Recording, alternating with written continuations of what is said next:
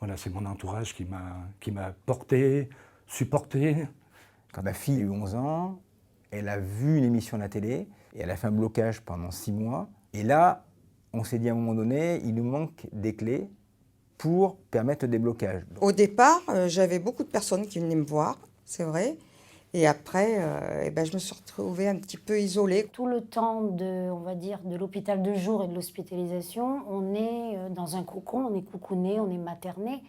Et quand le traitement s'est terminé, on se retrouve tout seul. Mais c'est vrai qu'on a souvent besoin de se faire aider après.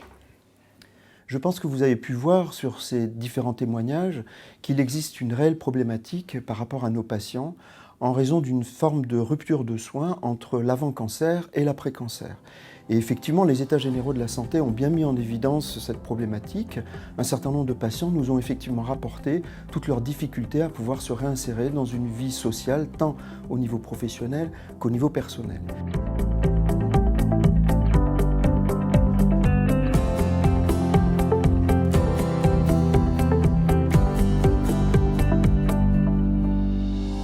La consultation initiale, dite d'annonce du diagnostic de cancer, est primordiale, mais il faut aussi distinguer la consultation de fin de traitement qui va marquer le début de la surveillance. Le but de la consultation de suivi, ça va être de vérifier l'absence de récidive, les effets secondaires et les séquelles du traitement. Elle va aborder aussi un programme de surveillance et surtout, on va à ce moment-là essayer de noter les besoins en soins de support dont va avoir besoin le patient au moment même où le monde médical et son entourage vont lui demander d'essayer de reprendre une vie normale. Ces consultations sont très positives dans la mesure où elles nous permettent d'avoir des réponses aux questions qui se posent encore et qui peuvent parfois nous perturber. Tout va être fait pour qu'il n'ait pas le sentiment d'être perdu, d'être seul dans la nature, et justement pour qu'il puisse joindre quelqu'un de l'équipe si besoin, et pour que le relais se fasse le plus doucement possible. Eh bien, en tant que cadre de santé, mon rôle est avant tout de préparer au mieux le retour à domicile du patient après ces cures de chimiothérapie et d'organiser tout son parcours à la maison le mieux possible.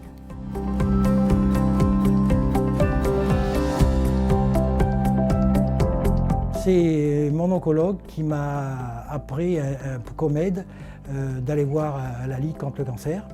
La Ligue contre le cancer est une association de bénévoles et d'anciens patients. Quand on est en contact soit avec des patients ou des familles ou des proches, et qu'on leur signale qu'on est passé par là, et les mots portent beaucoup plus. Je me suis dirigée vers Apéseo, mais il fallait qu'il y ait quelque chose de plus. Et c'est ma fille qui, en fait, m'a dit pousse la porte. L'espace Apéseo propose des activités adaptées à l'après-cancer. Ces activités permettent aux personnes de retrouver confiance et une meilleure estime de soi.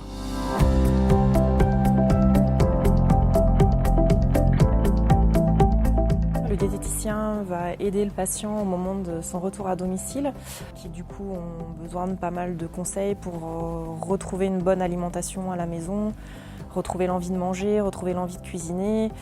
J'ai repris mon poids, j'ai pu faire un petit peu, faire un peu de ménage, aider ma femme, parce qui travaille, faire un peu de cuisine. Après, j'ai pris mes petites filles de temps en temps.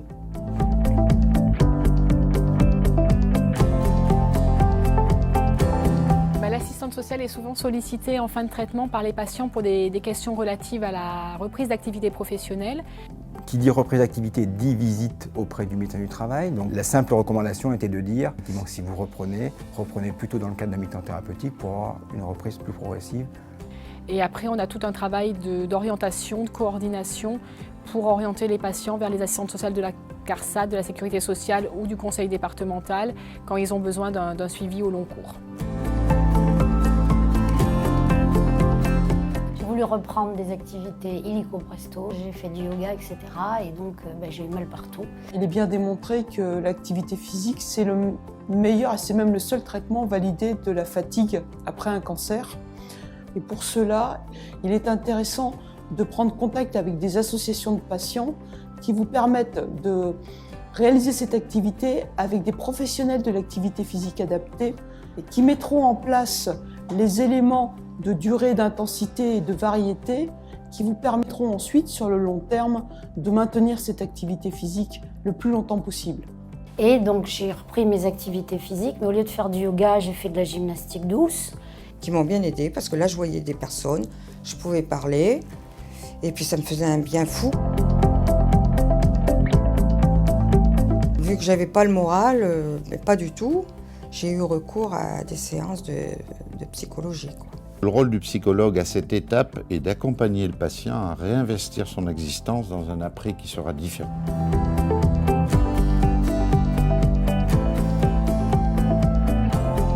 La pharmacie est vraiment au cœur de tout votre parcours de soins. Nous sommes l'écoute, la proximité, la disponibilité. Vous pouvez prendre rendez-vous avec nous lors de ce que l'on appelle un entretien pharmaceutique pour venir avec votre conjoint, avec vos aidants, pour échanger sur les problématiques que vous rencontrerez. Et au cours de ces entretiens, nous nous mettrons en relation en fait, avec votre médecin traitant pour voir s'il y a lieu d'étendre en fait, aux autres professionnels de santé l'information que vous nous donnerez.